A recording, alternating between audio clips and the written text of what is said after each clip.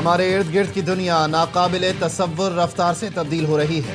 اس سے ہماری اندرونی اور بیرونی آزمائشوں پر گہرے اثرات مرتب ہو رہے ہیں۔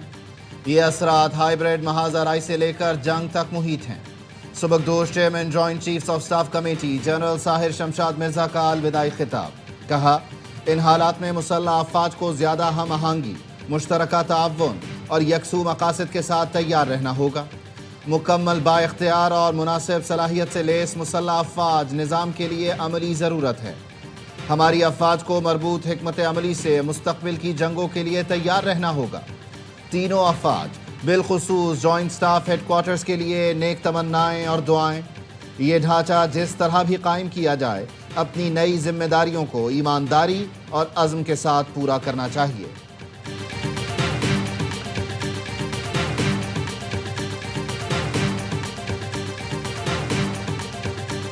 Bahrain and Pakistan are two brotherly countries. Pakistan is ready to enhance our economic cooperation with brotherly country Bahrain. Pakistan اور بحرین ایک ہی خاندان کا حصہ ہیں۔ بھائیوں جیسا تعلق یہ احساس دلاتا ہے کہ ہم ایک دوسرے کے لیے اجنبی نہیں۔ وزیر اعظم شہباز شریف کا منامہ میں کاروباری برادری کی تقریب سے خطاب۔ کہا، ہمارے تعلقات کئی دہائیوں پر محیط ہیں۔ اب وقت آ گیا ہے کہ ہم ان مضبوط تعلقات کو معاشی تعاون میں تبدیل کریں۔ بحرین کے کاروباری اداروں کے ساتھ مل کر نئی راہیں کھول سکتے ہیں۔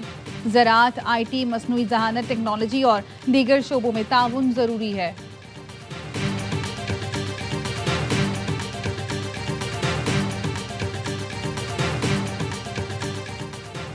نائب وزیر اعظم اسحاق ڈار کی بحرین کے وزیر خزانہ شیخ سلمان بن خلیفہ سے ملاقات۔ دو طرفہ تعلقات کو مزید مضبوط بنانے کے عزم کا اظہار۔ دونوں ممالک کے مرکزی بینکس کے اشتراک پر غور کیا گیا۔ اقتصادی تعاون کے فروغ کے لیے مشترکہ ٹیموں کی تشکیل کے روڈ میپ پر بھی گفتگو۔ وزیر داخلہ محسن نقوی بحرین کے ہم منصب شیخ راشد بن عبداللہ سے ملے۔ انسداد منشیات کے لیے تعاون اور اداروں کی استعداد کار بڑھانے کے لیے معلومات کے تبادلے پر اتفاق۔ محسن نقوی نے کہا، پاکستان اور بحرین کے تعلقات مضبوط بنیادوں پر قائم ہیں۔ دونوں ملکوں کے اداروں کے درمیان قریبی رابطہ خطے کے امن و سلامتی کے لیے ناگزیر ہے۔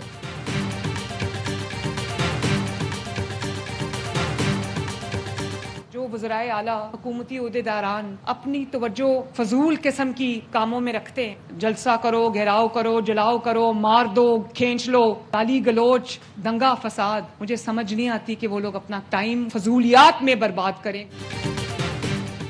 پتہ نہیں وزرائے اعلیٰ اور حکومتی عہدیدار کیوں فضول کاموں پر توجہ دیتے ہیں۔ فضولیات، گالم گلوچ اور فتنہ فساد میں وقت برباد کرتے ہیں۔ وزیر اعلیٰ پنجاب مریم نواز کا تقریب سے خطاب۔ کہا، پنجاب میں تعلیم کے شعبے میں اصلاحات لا رہے ہیں۔ وعدہ کیا تھا ہر ضلع میں خصوصی بچوں کے لیے سینٹرز بنائیں گے۔ 28 اضلاع میں سینٹر آف ایکسلنس بن گئے۔ خصوصی بچے ہمارے ہیرو ہیں۔ پورے صوبے میں اسپیشل بچوں کے لیے 303 ادارے ہیں۔ ہم ان اداروں کو بہتر کرنے جا رہے ہیں۔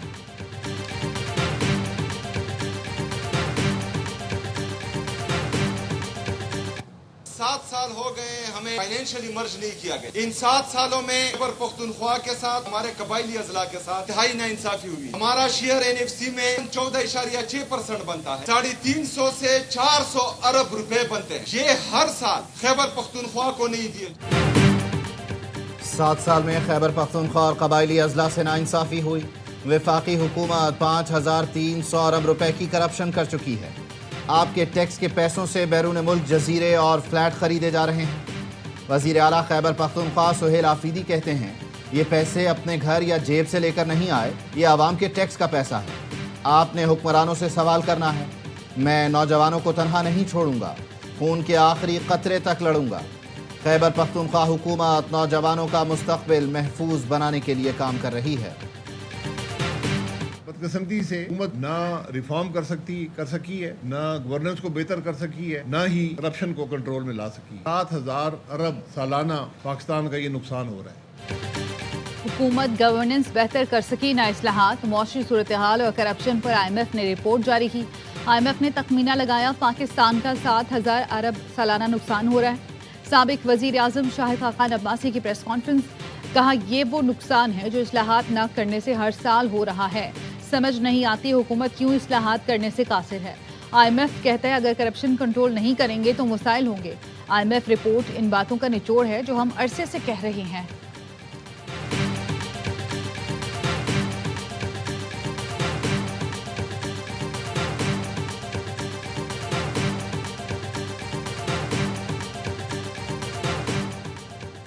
الیکشن کمیشن نے ضابطۂ اخلاق کی خلاف ورزی پر NA96 فیصل آباد سے بلال چودھری کی کامیابی کا نوٹیفیکیشن روک دیا. قومی اسمبلی کی دیگر 5 نشستوں پر کامیاب امیدواروں کے نوٹیفیکیشن جاری.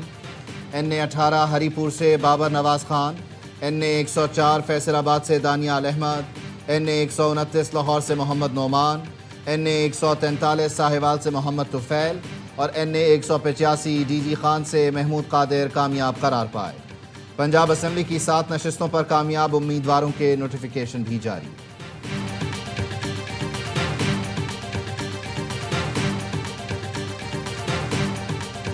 ہم اس ملک میں آئین کی بالادستی چاہتے ہیں. تحریک بدل دو نظام کا اعلان کیا. پنجاب گورنمنٹ نے جو ایکٹ پاس کیا ہے بلدیاتی, یہ کالا قانون ہے. اس کے خلاف عدالت میں جائیں گے. 7 دسمبر کو انشاءاللہ پورے پنجاب میں بیک وقت بلدیاتی کالے قانون کے خلاف احتجاجی مظاہرے کیے جائیں گے. جماعت اسلامی کا 7 دسمبر کو پورے پنجاب میں بلدیاتی قانون کے خلاف احتجاج کا اعلان. حافظ نعیم الرحمان کہتے ہیں عوامی مسائل کے حل کے لیے دھرنوں اور اسمبلیوں کا گھیراؤ کریں گے. پکے کے ڈاکوؤں اور کچے کے ڈاکوؤں سے سندھ کو لوٹا جا رہا ہے. پیپلز پارٹی کی کرپشن کے خلاف آواز اٹھائیں. پاکستان میں نظام کی تبدیلی کی تحریک عالمی سطح پر چلائیں گے. تحریک بدل دو نظام کو آگے بڑھائیں گے.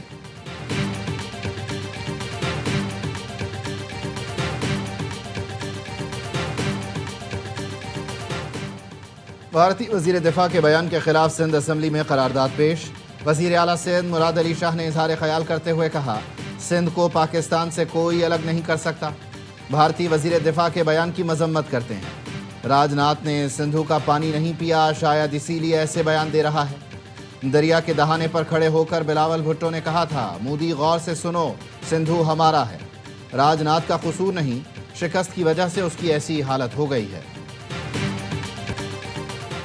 وائٹ ہاؤس کے قریب فائرنگ, 2 نیشنل گارڈ زخمی. گرفتار مشتبہ حملہ آور افغان شہری نکلا. ترجمان وائٹ ہاؤس نے بتایا فائرنگ کے بعد وائٹ ہاؤس کو بند کر دیا گیا. صدر ڈونلڈ ٹرمپ نے حملہ آور کو جانور قرار دیا. کہا نیشنل گارڈز پر حملہ دہشت گردی ہے. حملہ کرنے والا بھاری قیمت چکائے گا. مشتبہ افغان حملہ آور جو بائیڈن کے منظور کردہ قانون کے تحت 2021 میں امریکہ آیا. بائیڈن دور میں داخل ہونے والے ہر پناہ گزین کی لازمی جانچ ہوگی. مشتبہ شخص نے 2024 میں سیاسی پناہ کی درخواست دی جو رواں سال اپریل میں منظور کی گئی. NBC نیوز کے مطابق حملہ آور رحمان اللہ نے 10 سال تک امریکی اسپیشل فورس کے ساتھ افغان فوج میں خدمات انجام دی تھیں. وہ انٹیلیجنس سروس کے ساتھ کام کرتا تھا.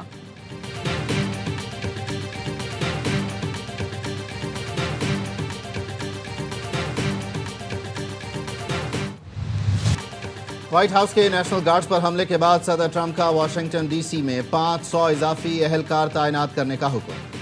امریکی وزیر دفاع پیٹ ہیگسیت کا کہنا ہے اضافی اہلکار جلد تعینات کیے جائیں گے. اہلکاروں پر حملہ کسی صورت برداشت نہیں کیا جائے گا. اضافی تعیناتی کا مقصد دارالحکومت کی سیکیورٹی مضبوط بنانا اور کسی بھی ممکنہ خطرے کا مقابلہ کرنا ہے.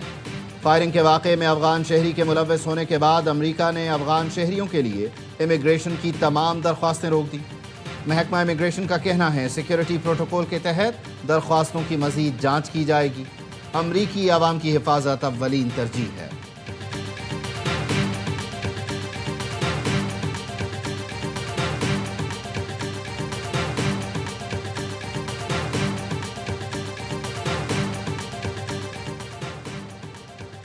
رواں مالی سال کے دوران پاور سیکٹر کے گردشی قرضے 735 ارب روپے مزید بڑھنے کا خدشہ جو 1615 ارب سے بڑھ کر دوبارہ 2350 ارب روپے تک پہنچ سکتے ہیں.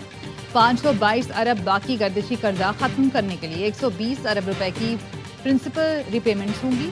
400 ارب روپے حکومتی پاور پلانٹس اور IPPs کو دے کر اسٹاک زیرو رکھا جائے گا. IMF شرائط کے مطابق پاور سیکٹر کا گردشی قرضہ زیرو انفلو رکھنا ہوگا.